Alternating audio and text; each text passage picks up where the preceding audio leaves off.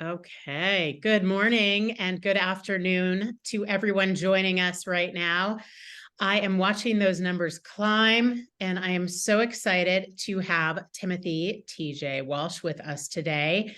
For the sake of time, I'm just going to get started, and as people file in, they can join us. So you are here with us today to learn more about building your mental health practice by becoming your own brand, which is a very cool subject and something we haven't tackled before. So grateful to have TJ joining us today. Our agenda is going to cover a quick intro of who TJ is. What is Spruce for those of us who are brand new to us? Then what does it mean to become your own brand, and how do you differentiate in a crowded space? We're going to cover off on getting specialized, employing empirically supported methods, creating a unique brand prop, developing effective marketing strategies, and of course, authenticity. And we will leave time at the end for questions. If questions do come up during the presentation, I encourage you to drop them into the Q&A down at the bottom of your screen. If your question is really relevant to what we're talking about in that moment, I will try to catch it and pitch it over to TJ in real time. Otherwise, we'll save time at the end and we'll get to as many as we can. On that note, this event is being recorded. So if you do miss something, or you have to leave early, or you want to revisit the content, you can always do all of that. I will send the link out later today to everybody who registered for today's webinar. So in this little intro, again, we're going to be learning why becoming your own brand is essential to building your practice, and why when you get specialized and you employ a science-based approach and develop that unique brand, and of course do it authentically, you can distinguish your practice from the rest and really attract those right fit clients that resonate with your unique approach. With that, I'm going to just introduce you to TJ. He is a clinic coach and a dynamic psychotherapist, educator, brand strategist, and higher education pro. And he's based out of Philly, because he really is a Renaissance man in everything that he does. I'm going to let TJ give you a brief overview of him, because no one knows TJ like TJ. So fill us in on what you want us to know. All right. Well, thank you so much, Carrie. I'm so excited to be here with y'all. Like Carrie said, I'm TJ, and I am based in Philly, and I do a whole bunch of different things, but primarily I help artists and creative pros whom I consider therapists to be, right? We're creative professionals. So I help artists and creative professionals with their mental health, with their relationships, and also with their businesses. By building community. I'm all about community. My experience is deep and wide. So before I went into the mental health field, I was an artist. And then I became a marketer and a brand strategist for nonprofit organizations all across, well, mainly on the East Coast in New York and Philadelphia, but they were international orgs where I did all different kinds of things, primarily client-facing or donor-facing things like that. And I eventually moved into private practice mental health, where I first was a solo practitioner, and over the course of the last several years have developed and built out a small group private practice here in Philadelphia. And so, yeah, that's a little bit about me. I don't want to bore you too much more. You can read the whole litany of things there on the slide. But yeah, really happy to be here. Perfect. Thank you, TJ. And then just a quick, what is Spruce for those of you who are joining us and you don't know about us?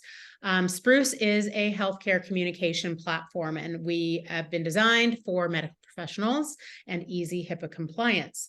I like to share that when I first started with Spruce, someone said to me, it's like having your office in your pocket. And I thought that's probably the coolest and most succinct way to sum it up, because Spruce consolidates your communication channels, your business phone, your fax, your text, the video, all in one cloud-based solution. So it's really proven to be a dynamic and accessible way to communicate, and it really crosses specialties. But today we're largely focused on our mental health crowd. And with that, I'm going to turn it over to TJ and let him get into the meat of our discussion today.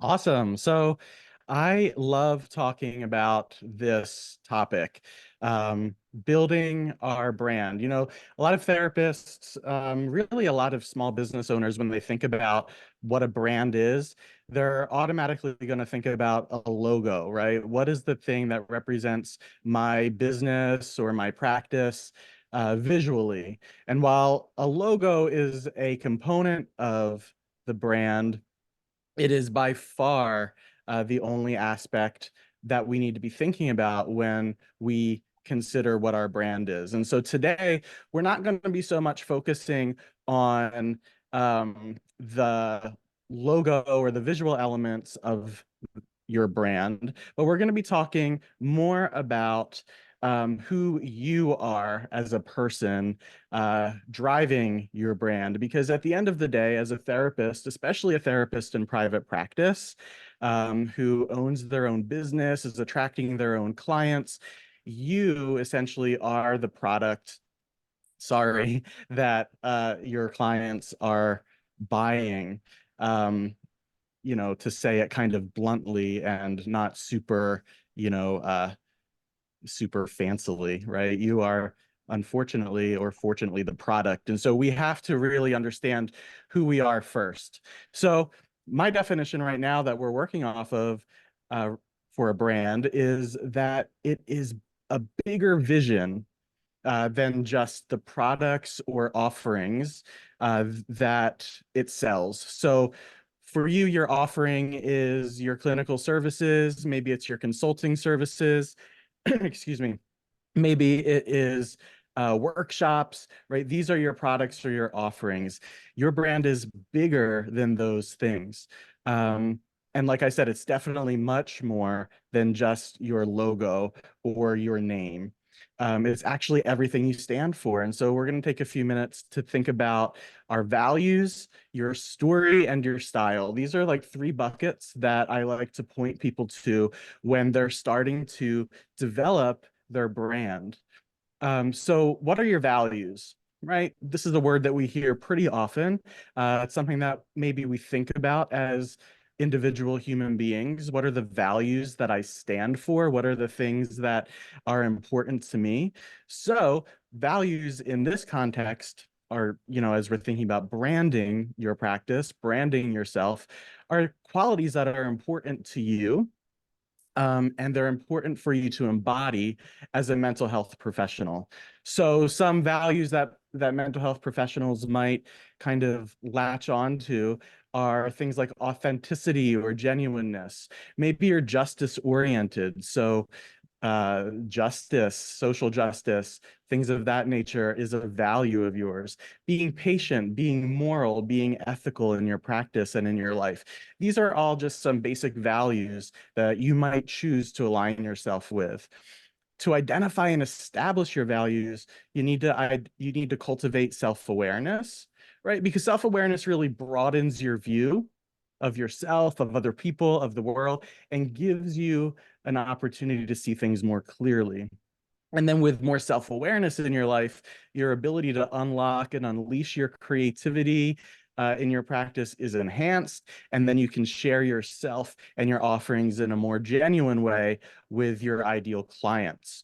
And so your values are some things that are probably going to be chosen and be static in your life for long periods of time. But as you grow and as you develop and as you move throughout your life, maybe you might incorporate some other values. Maybe some values that were important to you when you were younger might kind of ebb out, and other ones will flow back in. But really understanding who you are through the lens of values is super important when you're thinking about who am I to other people. And then we think about values being a through line, right? That begins to tie your story together. Your story is your lived experiences plus your values and how you embody them. So your story is the foundation, really, of your brand identity. And so in order to build a brand, right, you must first share yourself.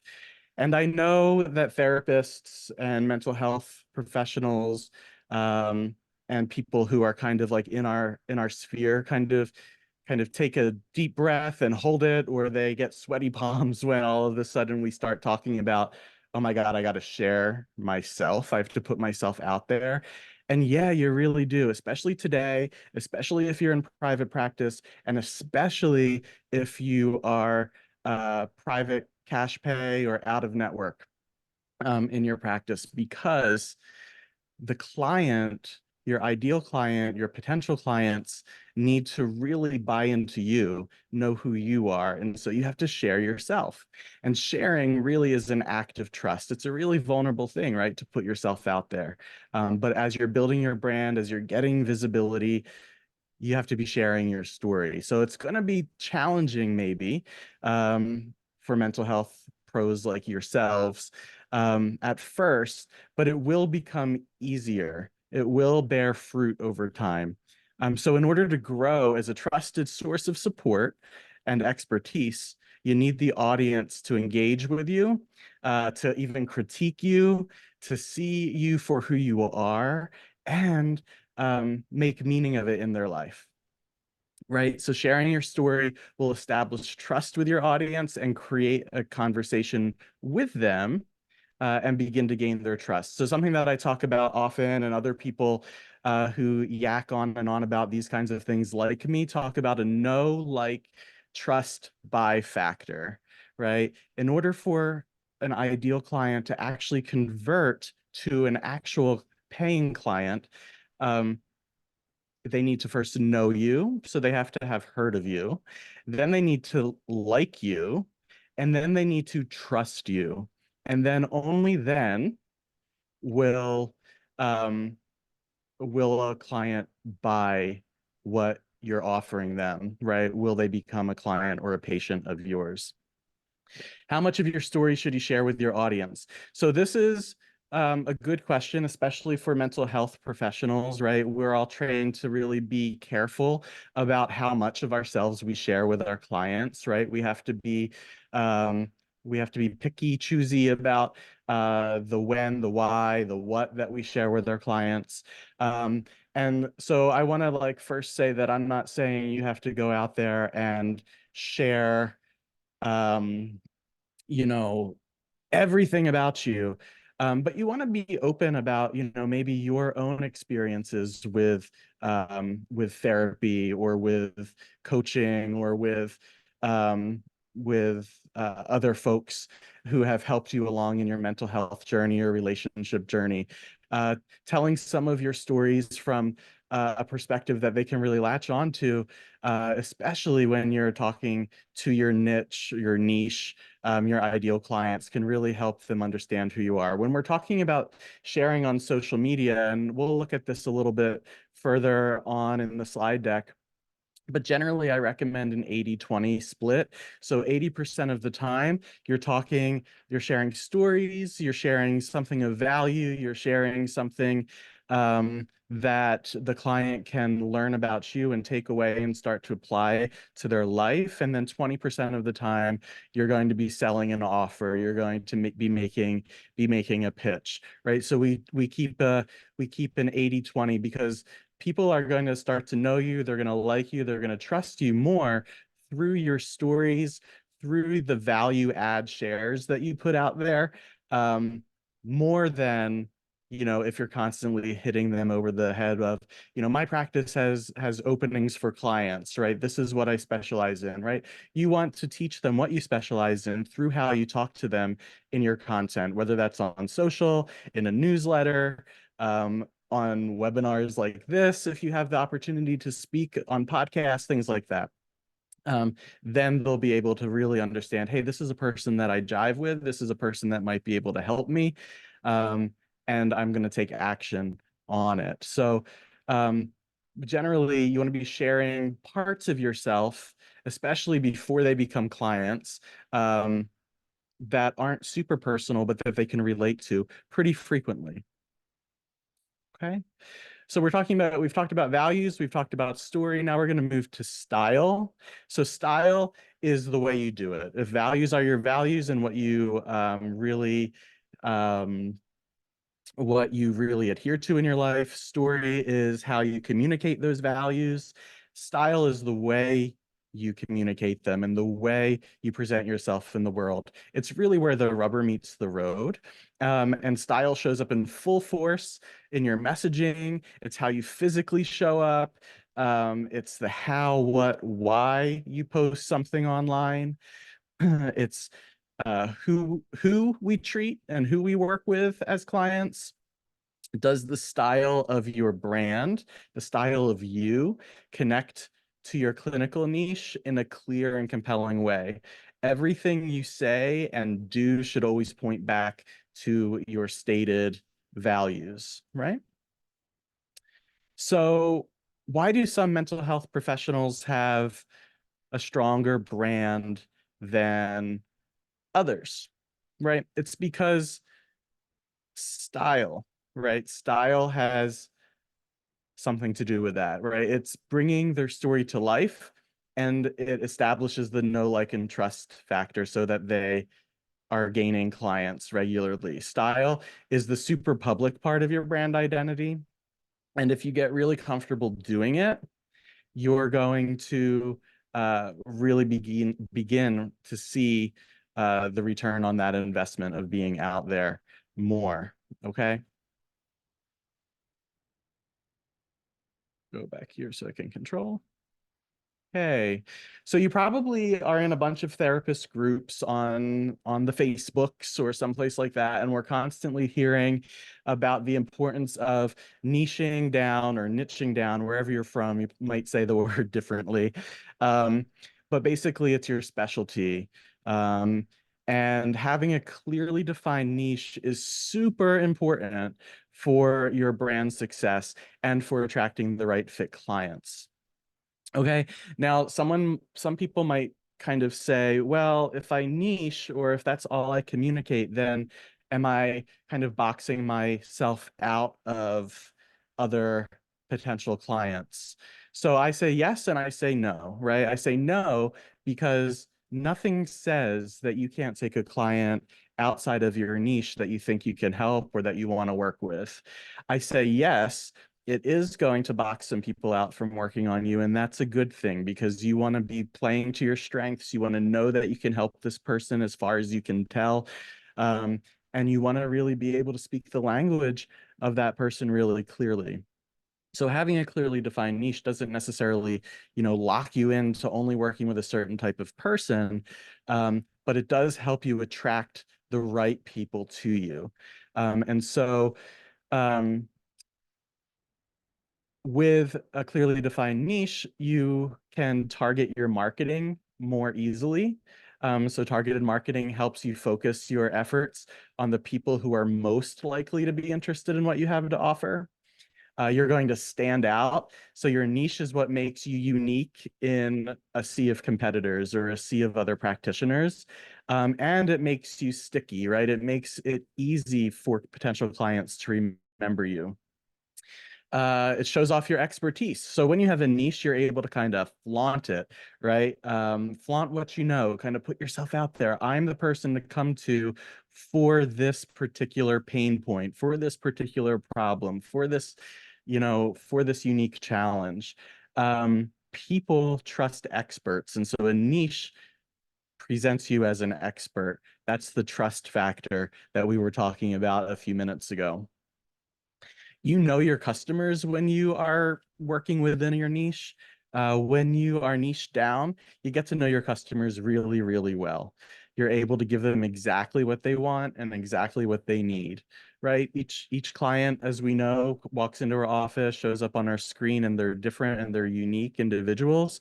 But because they are people that are within your ideal client niche, you speak their language already and you know what generally they're going to respond to.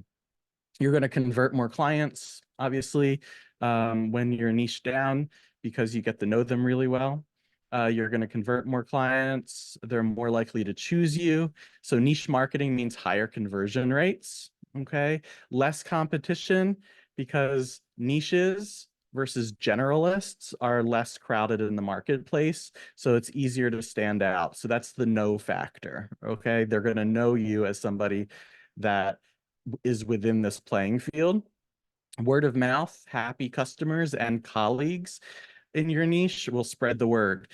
So in my practice, I don't do very much marketing anymore, paid marketing. All of my marketing is organic.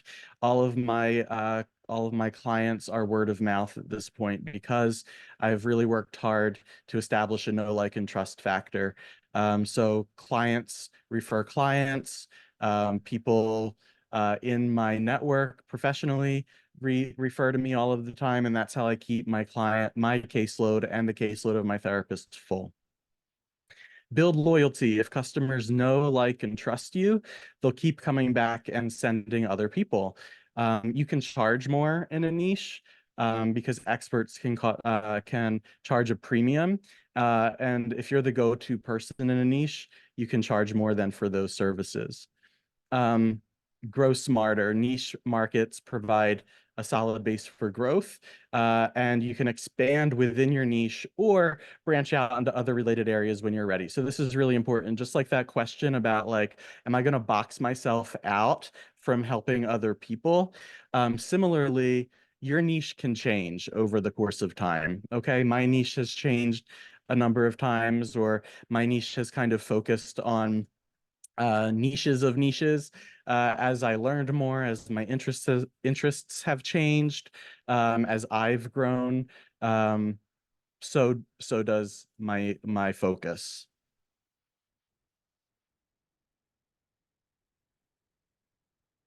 I do want to say something just really quickly because I know I'm talking to therapists, and I know that some therapists kind of um, have a hard time around charging, especially when people start talking about charging premiums and stuff like that. Um, I want to let you know that you are in charge of how you set your rates, whether you take insurance, whether or not, or if you don't take insurance. That really speaks to your values as a therapist. There's no right, wrong, good, or bad of about how you set your fees and rates, but you want to make sure that you're living into your values, because that is part of your image and your brand as well. So niching down with I help statements. I help statements. So, if you've played around in the world of, like, business coaching, marketing coaches, other people similar to me, we might talk to you like I am right now about I help statements. An I help statement describes your niche in a really powerful way, and it's a succinct way of communicating the value and purpose of your business. And these statements focus on outcomes and benefits that your clients can expect instead of just the services offered. Okay, so it's your elevator pitch in a way, but it focuses really on the outcomes and the benefits versus just the services that you offer. So I help statements are clear and concise. They're client-centric in their messaging. They're problem solution focused. They build trust and credibility. They are targeted to the market that you're speaking to your ideal client avatars. They're memorable and they differentiate. So a well-crafted I help statement sets your brand apart from the competitors. Um, they are empowering. They empower both your practice and your business as well as your clients. So you feel empowered to define your niche and articulate your value proposition, and your clients feel empowered by the promise of meaningful solutions to their challenges. And I help statements inspire action. So they create a sense of urgency and motivation.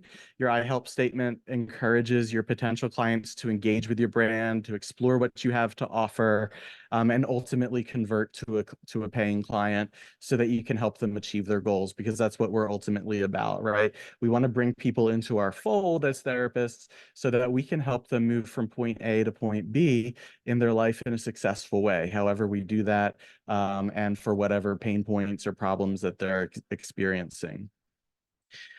So I have to go back here. There we go.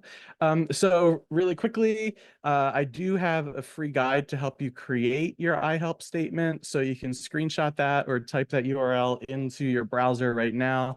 You can pull that PDF down and keep it. I'll show the URL again later on at the end of the presentation, but basically it's just tjwalshcoaching.com//ihelp. All right, so we spent a bunch of time talking about you, moving from identifying, or at least thinking about right now your values, thinking about how your values play into your story, and then how it shows up stylistically for you in your life and in your, in your practice. Now we're going to touch on some methods to market and grow your brand.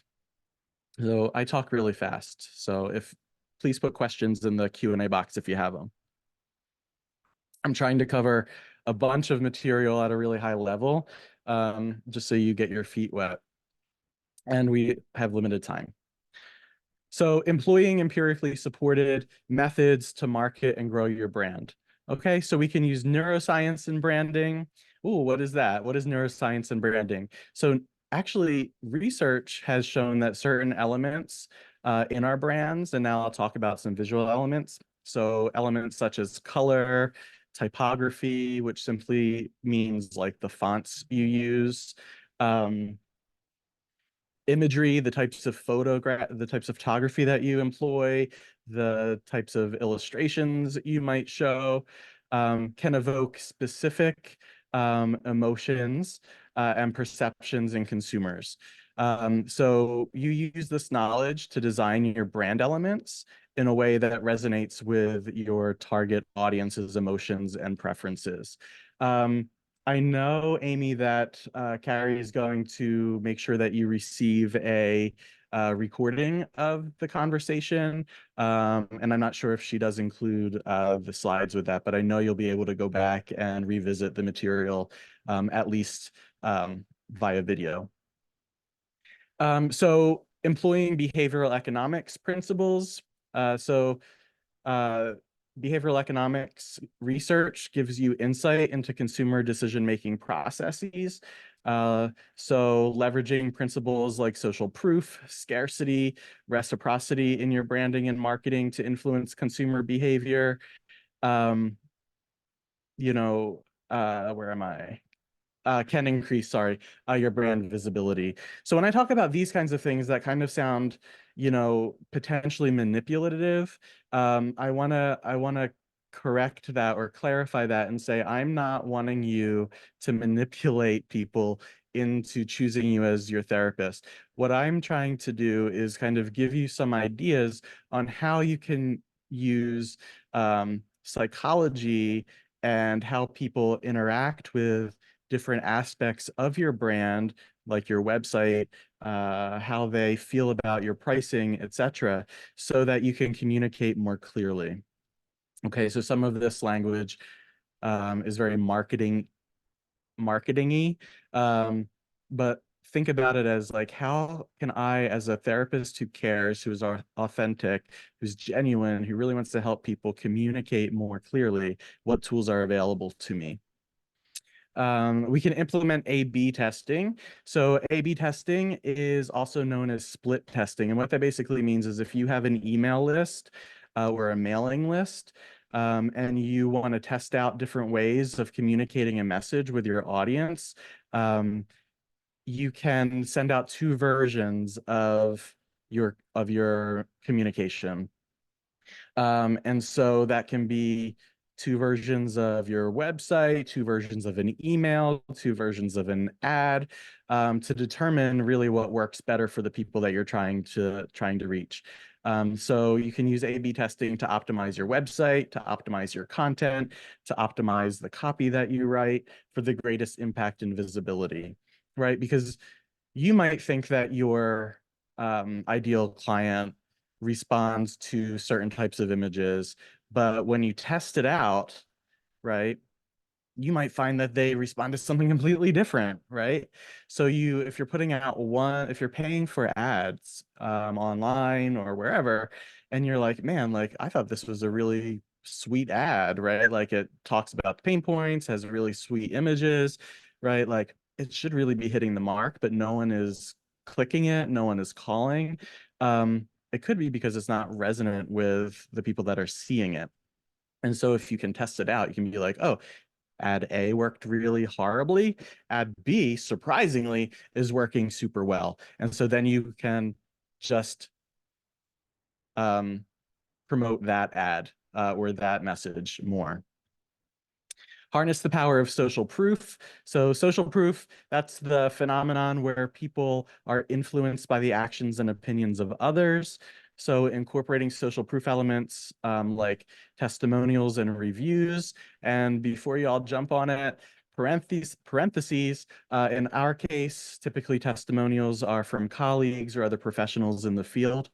Can use user-generated content into your branding and marketing materials in order to build the know, like, and trust factor. Yeah, so how do you get, Michelle is asking, how do you get feedback to know what the A/B testing results show? So if you're like, so if you're using social to promote ads and things like that, Meta will show you the data analytics to know like what is working and what is not working. If you have an email list, you can be looking like MailChimp or any of the platforms.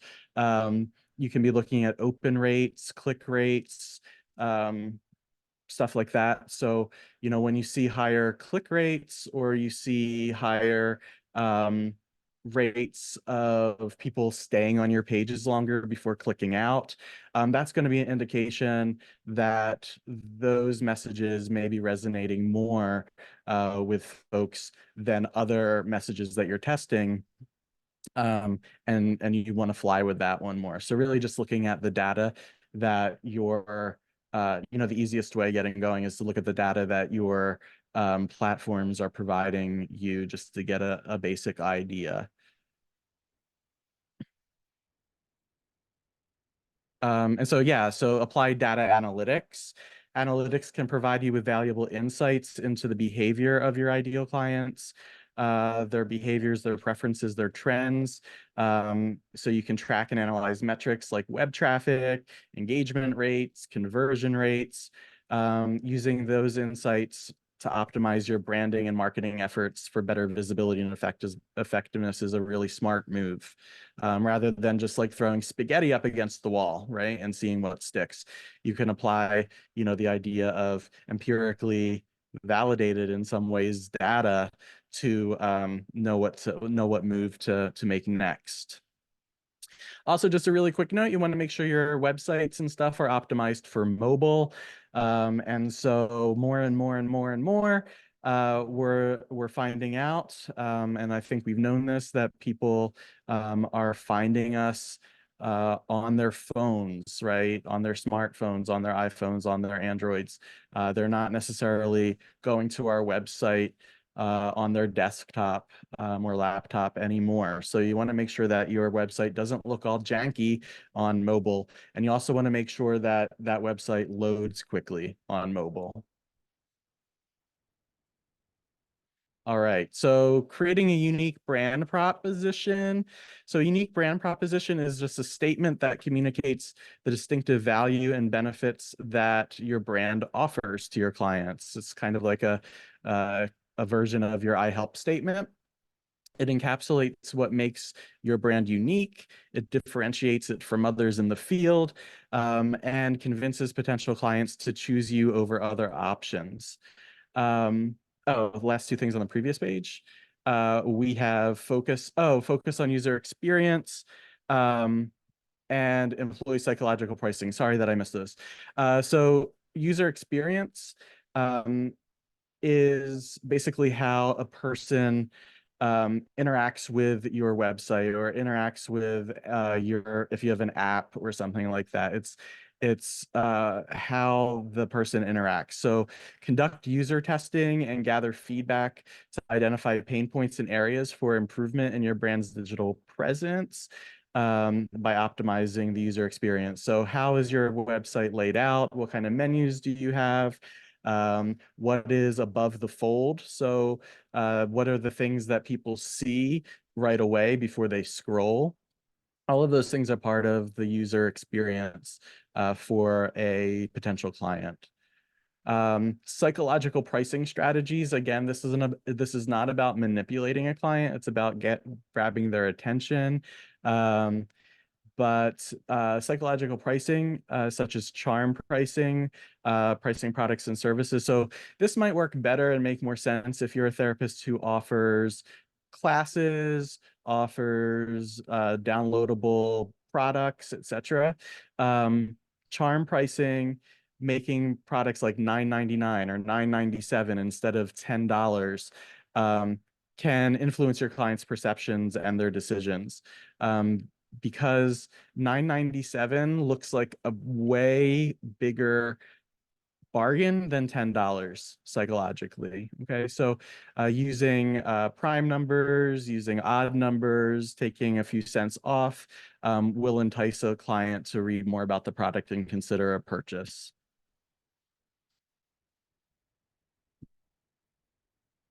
Okay, so again, back to the unique brand proposition, kind of like a version of your I help statement. It encapsulates and makes your brand unique. It differentiates it from others in the field, and works to convince potential clients to choose you over other options that they have available.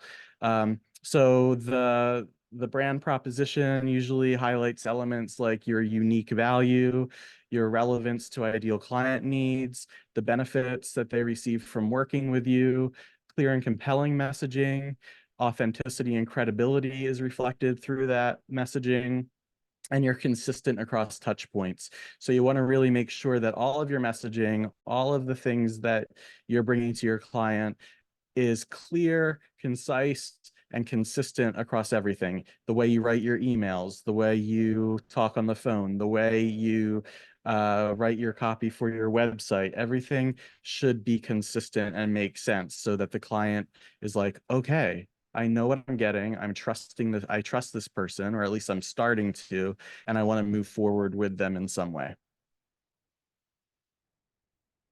So the unique brand proposition is like the secret sauce that makes your favorite burger joint stand out from the crowd. It's like their special recipe that keeps you coming back for more. Okay, so it's really the secret sauce. Think about what it is that you offer that keeps your ideal clients coming back for more therapy with you. What is your secret ingredient that makes you stand out in a sea of other practices that offer similar things? There are lots of EMDR therapists. There are lots of DBT therapists. There are lots of couples therapists, right? This is not specific. This is not clear. What makes you different than, Joe couples therapist down the street?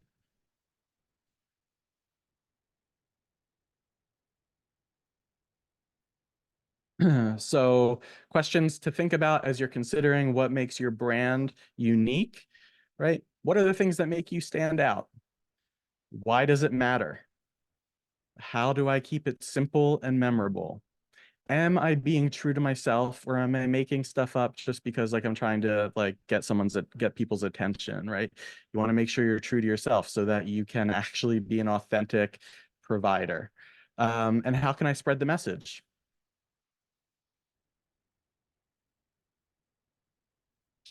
So here's an example. It's one that I just wrote really fast, so it's probably not super great, but it'll give you an idea of the flow. So we'll pretend that we work with millennials, right? And when we say that, I put that in brackets because you want to be more clear than just millennial. But for our purposes, we'll just deal with this. So, hey there, fellow millennial warriors, feeling like life's hitting you with more drama than a Netflix series. We hear you, and we're here to shake things up. At Blissful Minds Therapy, we're all about flipping the script on those mood swings, relationship woes, and all other adulting struggles. Think of us as your ride or die squad, ready to drop some truth bombs and sprinkle some therapy magic on your life. No judgment, just real talk. So if you're ready to slay your mental health game and embrace your inner badass, let's do this thing together.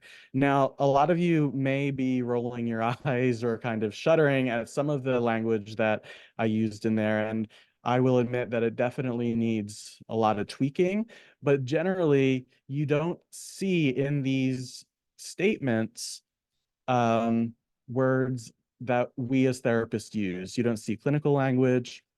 You don't see boring stuff about yourself in this case. But you're hearing the client's language that they might use. You're hearing their pain points and their challenges in words and language that they use that they might Google search. And so that is generally the direction that you want to be writing. They don't care that you are mostly do not care that you are certified in X, Y, and Z therapy modality. Now, if your niche is therapists and other providers, they might care, right? And so you would write differently, for that niche. But in general, we don't care about what the therapist is trained in. We just want to know that they understand us and that they can help us.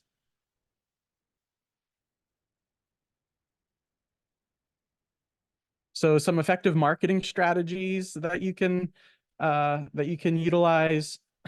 Develop a strong online presence. Really important, develop your online presence by creating a website and socials that showcase your expertise, your services, and your values, right? Make sure that website is registering good SEO, search engine optimization, because the technology companies that are taking over our industry and hiring or contracting with therapists are crazy with their SEO, right? So you have to really make sure that your online presence is strong, because it's super hard to get on the first page of Google right now, and probably forever and ever, amen more.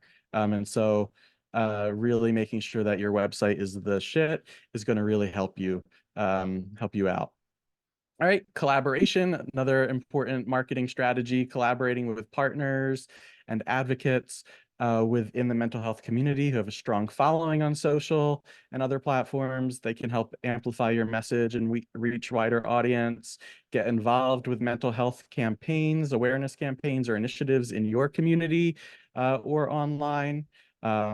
So that could include like mental health awareness months, events, social media campaigns. Create.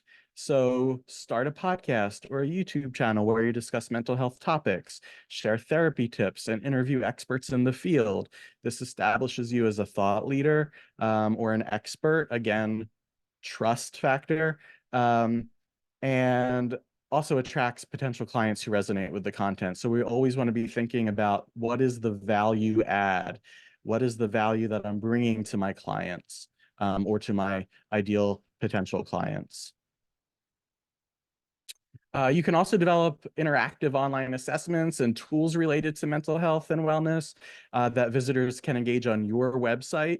And that provides value to users, but also helps you capture their lead and build your email list. And then you can host, offer virtual support groups or workshops on specific topics related to mental health and wellness. And those sessions provide value, they provide support, they provide education to participants while showcasing your expertise and services firsthand. And you can also, instead of just participating in community events, another great thing to do is organize community events or initiatives like mental health screenings, mindfulness workshops, or other wellness fairs. So these events simply raise awareness for your practice while also providing value to your community. How does your choice of which website builder to use affect the potential SEO? So it does affect your ability to get SEO in there. So platforms like Wix, Wix, historically have been harder to like build for search engine optimization. Squarespace is not horrible. It's actually pretty good. I've had my developer build on Squarespace. WordPress is a really classic platform to build on. It's the most flexible. It's also a little more complicated if you're a DIYer. But that provides the potential for good SEO. But really, SEO, in addition to some of the nuts and bolts of your website, really comes down to how you're writing for Google and search engines to kind of crawl along your content and hoover up keywords and phrases that they like and that they can, bump you up better in searches. So it's a whole bunch of things. But yeah, to your question, some of like the free platforms or the really cheap platforms like Wix or Weebly or any of those things, you have a harder time kind of getting that stuff up and running in terms of SEO. Okay, so we're coming close to time, so I think I'm close to my end, and I want to make sure we leave a few minutes for questions. Authenticity, though, let's just touch on this super fast. It's like the word that we hear all over the place. Be authentic, your authentic self, your true self, your genuine self. But it is really important. So as a therapist, your brand identity is a balancing act between who you want to be and who your clients need you to be. And Squarespace SEO is good. It's a pretty good platform for getting things going there. How your clients experiences you is just as important as who we are or who we want to be. So it's a struggle for a lot of people and brands to cultivate an authentic and appropriate identity across multiple contexts. But this is even more true for us all as therapists. Because when the internet lives forever and everything on the internet can be and is used to evaluate you, how can you be all things to all people? You really can't. And so your professional identity should be both meaningful to you and useful for your clients. And so authenticity, sharing your story, be transparent and open about your personal journey, what led you to become a therapist. Maybe that's a little less scary to you than talking about personal issues in your life. How did you become a therapist? Sharing your story about that can also help humanize your brand and allows clients to connect with you. Share behind the scenes content, offer glimpses of your daily life as a therapist, if that is something that might resonate with your clients, whether it's sharing photos or videos of your office, introducing your team members, showing behind the scenes content like that helps humanize you. Highlight your values and mission. So again, clear communication of your practice's values and their mission statement to your audience. It shows that you're committed to making a positive impact and aligns you with the right people. Engaging authentically with social media. So being active and engaged on these platforms is important. If you are not a Facebook user, you hate using Facebook, don't use Facebook. If you prefer using Instagram, that's where you should be. It's also kind of understanding where your clients are. Those are the platforms that you should be considering as well. And again, the 80-20 approach that I mentioned early on. So 80% of the time you're providing value, you're sharing stories, you're connecting with folks, and 20% of the time you might offer a paid service or opportunity. Offering free resources also super important. Doesn't have to be like taking like forever and a half to make them. But just like putting your expertise out there for people to download and take something away for free is also super cool because they also have something that they can remember from you. Okay, so that is the end. So first impressions are packing a punch, and they have a lot of power in how we connect socially. And as a therapist, you really have a prime opportunity to set the tone with a new client, again, by knowing your values, knowing your story, knowing how you show up in the world, and clearly communicating it to folks beyond just having a logo with pretty colors. So that's the end of the presentation, and we have a bunch of questions. So let's see if I can knock some of those out. Okay, so is there a way to find info regarding which search terms would be better for hits when choosing wording?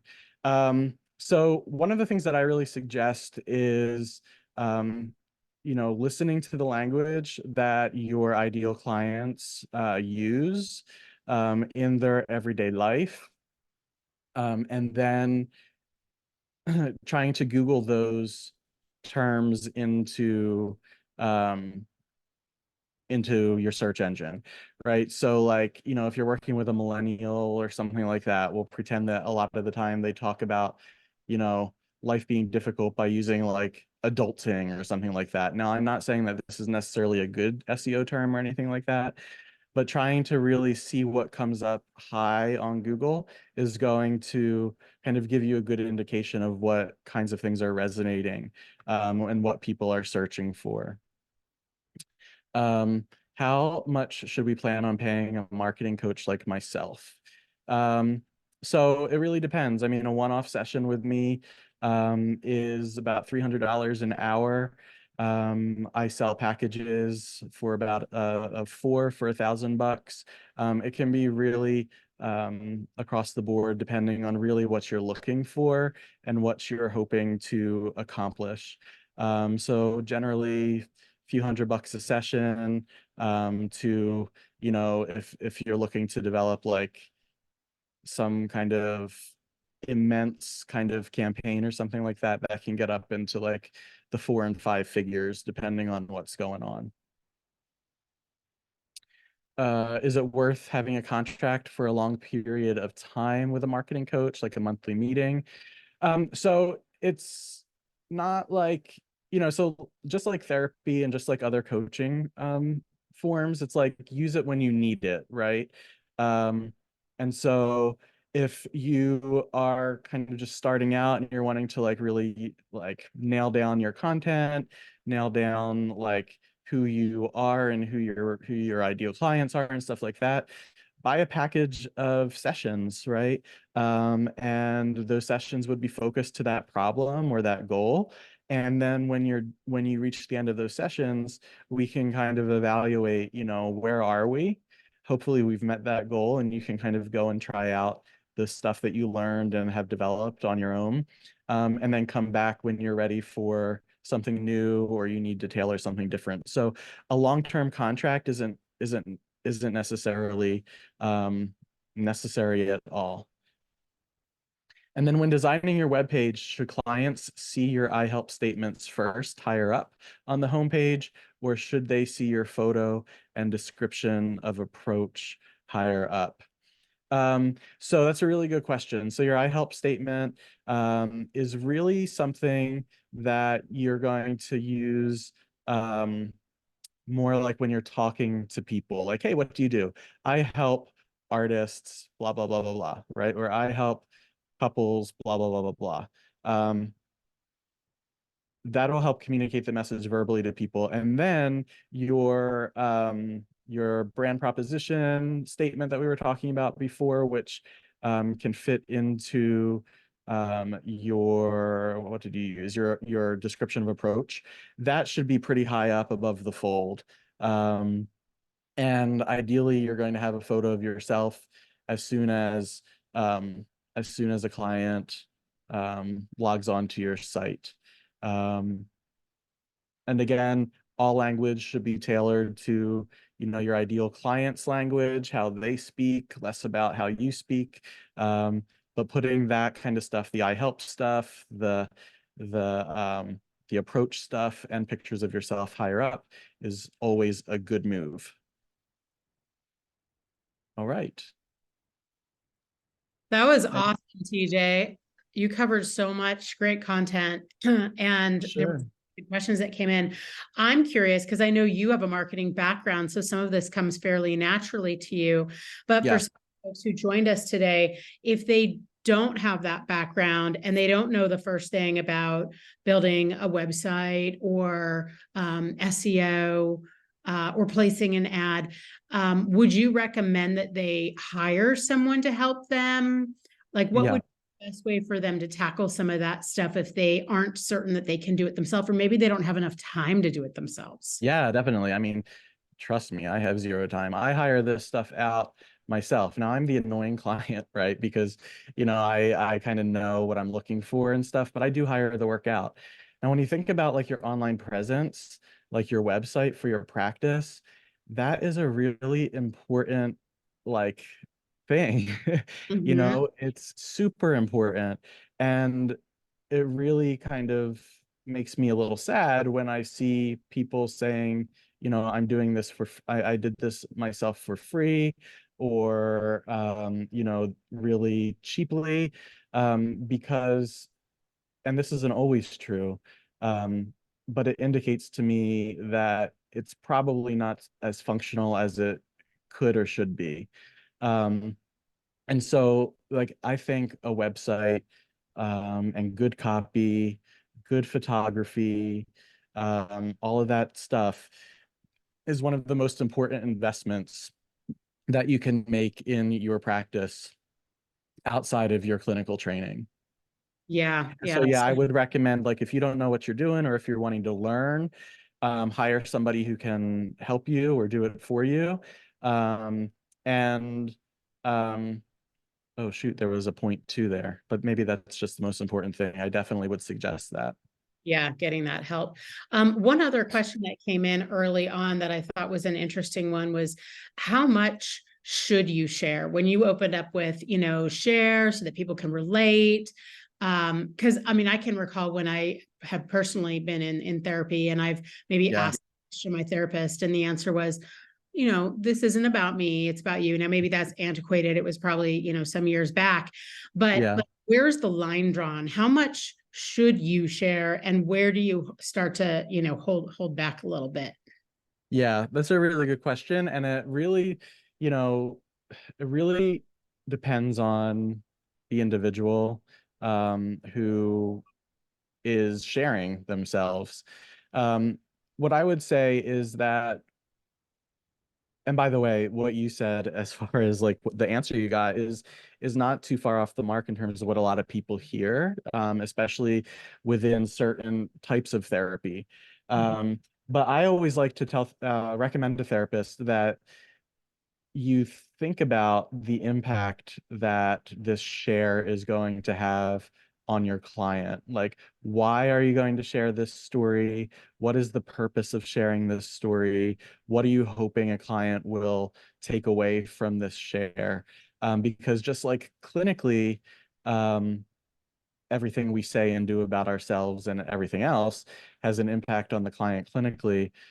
We also want to kind of know, um, communication wise, right? Is it going to move them closer to wanting to work with us or not as well? So it's really like thinking through having insight and having awareness of who you're talking to, and in what context, that you wanna edit yourself. And I think one of the easiest ways for therapists to start sharing more, about themselves is really from a framework of, why did I become a therapist? Right? I became a therapist because when I was 18, 19, I developed an eating disorder. And the therapist that I worked with saved my life, literally multiple times. And I wanted to bring that to people that I know, right? And so I often am really forthcoming um, with my eating disorder history. I'm forthcoming with my sexuality.